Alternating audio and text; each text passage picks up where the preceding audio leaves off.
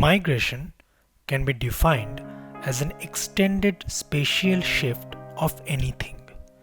According to Oxford's A Dictionary of Geography, migration is the movement of people from one place to another. Migration played a vital role in shaping human history, from colonizing the world to colonizing countries. Migration of groups of people led to both wonderful and troubling chapters in the history of human existence. In general, migration is common in the animal kingdom. Wildebeests are one example of a migrating species. They migrate between Serengeti and Masai Mara during July and November and form the largest animal migrations in the world. Humpback whales, Arctic terns, monarch butterflies, and dragonflies are some examples of migratory organisms. Animals mainly migrate in search for better living conditions, food, and breeding. And they are cyclical as they do not settle permanently. With a population of around 8 billion, humans are now everywhere. They started as just another species of primates in Africa, branched out to form the genus Homo about 2.8 million years ago. Many factors changed their future, and this video is dedicated to understanding one aspect of how early modern humans fought their greatest battle to survive and exist, and their story of colonizing the world.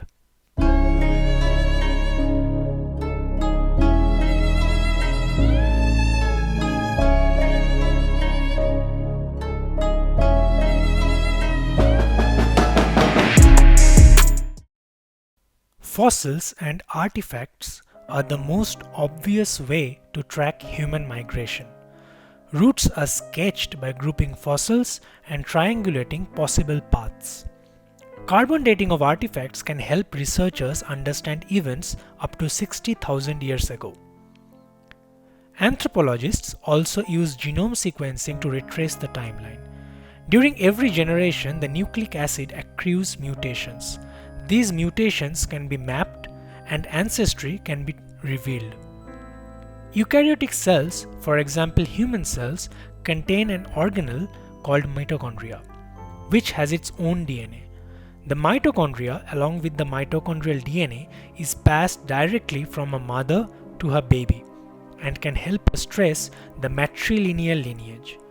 Sequencing the mitochondrial DNA helps evolutionary biologists form groups sharing a common ancestor, having similar single nucleotide polymorphisms or variations in a single nucleotide in the mitochondrial DNA.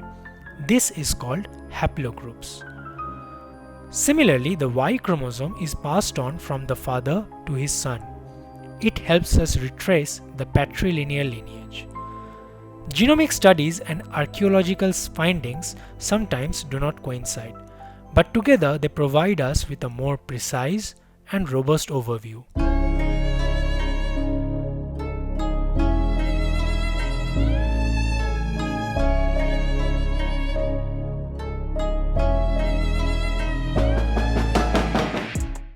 If we go back in time, the human evolutionary tree can be traced to the chimpanzee-human last common ancestor. It branched, and one of the branches went on to form the modern-day chimpanzee and bonobo. The other branch went on to form modern-day humans. It evolved into Australopithecus afarensis about 3 million years ago. Around 2.5 million years ago, Australopithecus evolved into Homo habilis, also called handyman, as they potentially started using stone tools for the first time. Next came Homo erectus or upright man about 2 million years ago. They were an example of a chronospecies since they evolved sequentially and continuously in the evolutionary tree. There were several subspecies branching out from Homo erectus like Homo ergaster and Homo antecessor. But the most important of them all was Homo heidelbergensis, which existed around 500,000 years ago. They branched and evolved into Homo denisova and Homo neanderthalensis, almost simultaneously in different parts of the world. This latter branch ultimately evolved into Homo sapiens about 250,000 years ago.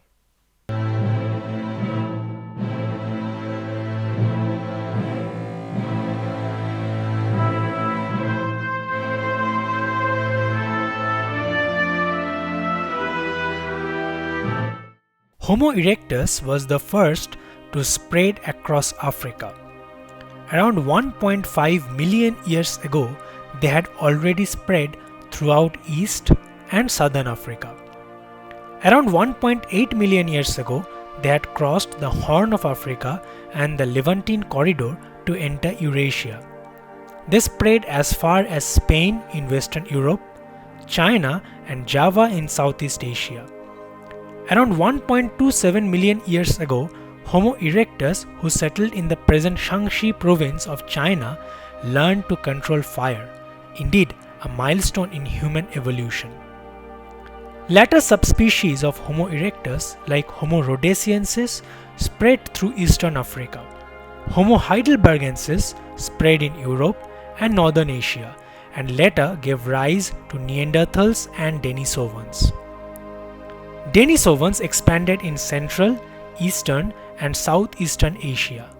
On the other hand, Neanderthals spread in Europe and might have also expanded towards the Arctic Circle. Evidence of their existence was found as late as 33,000 years ago near the Ural Mountains. Although it is debatable whereas Homo floresiensis or Hobbit man was a subspecies of Homo erectus or another distinct species of the genome Homo, bones dating back to about 100,000 to 60,000 years ago were unearthed in Flores in Indonesia.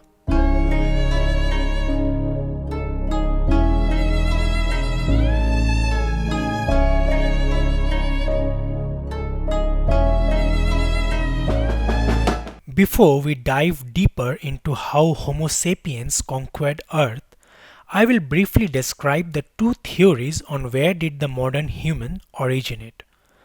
One theory claims that our ancestors like Homo erectus, which left Africa long back, independently evolved into the modern human. This is the candelabra hypothesis. The other theory, known as the replacement hypothesis or the out of Africa hypothesis, states that modern humans evolved in Africa and then spread to the rest of the world. In modern anthropology, the replacement theory is widely accepted. Modern humans evolved in Africa, near Ethiopia, approximately 300,000 years ago. Approximately 200,000 years ago, modern humans spread towards southern Africa and central and eastern Africa. Thousands of years after that, around 130,000 years ago, there was a mega drought, which led to the formation of two mitochondrial DNA clusters, haplogroup L0, ancestral to the indigenous people in southern Africa, and haplogroups L1 to 6 in central and eastern Africa, which was ancestral to everyone else. Homo sapiens, like their ancestors, spread to Eurasia via the Levantine corridor around 120,000 years ago.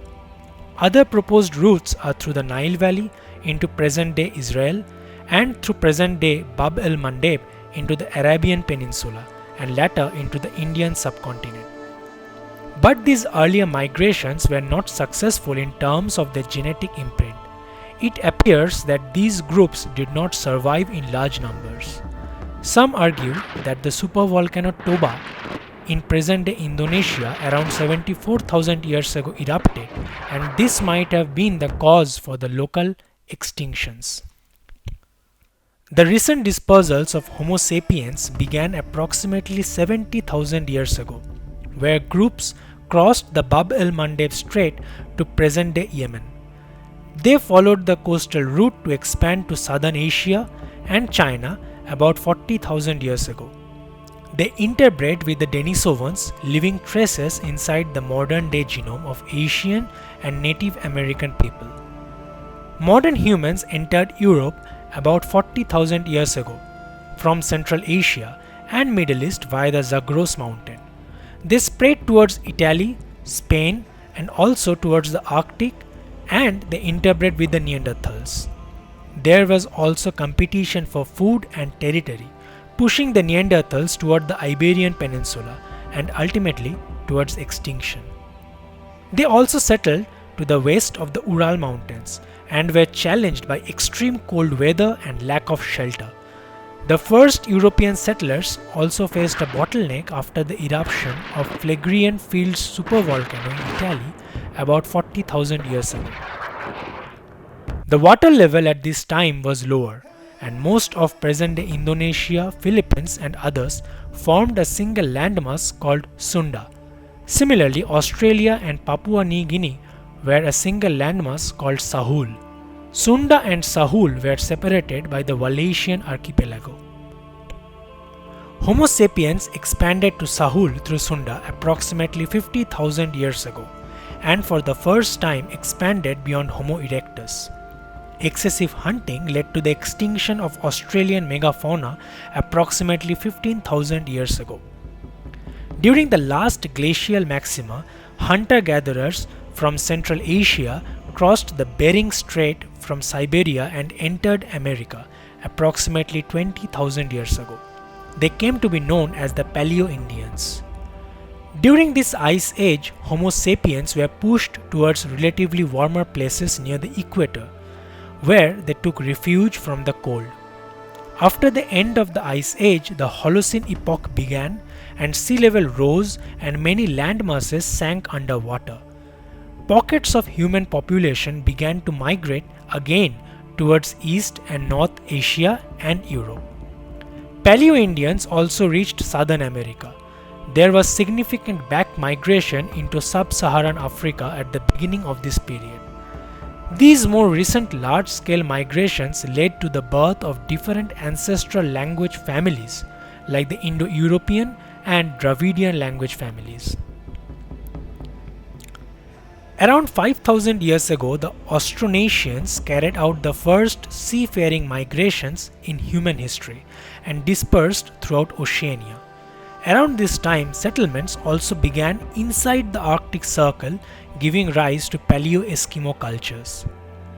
As of now, the only uncontacted and untouched ancient Homo sapiens live in North Sentinelese Island near the Andaman and Nicobar in India. They were still hunter-gatherers.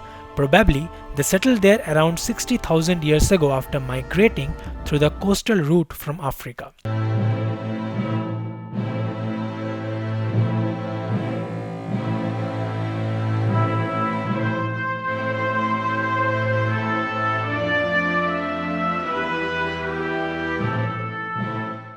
Human history is extremely complex. Anthropologists and archaeologists work tirelessly to reveal the unknown and help us understand our past. Newer evidence gives rise to new hypotheses, and we proceed towards our goal of rebuilding our history step by step. For me, when I was reading about these topics, I was thrilled. And I can just emphasize on the fact that what we have now in terms of science, culture, language is a gift. And we owe this to our ancestors. They went through numerous bottlenecks, yet they never yielded. We should understand that we all are so similar. We are fighters. And now we must fight hand in hand to make the world a better place. Until next time, think about it and stay happy and healthy. And remember, your smallest contribution is also important in making the world a better place. Also, please like, share and subscribe to the channel. It definitely means a lot.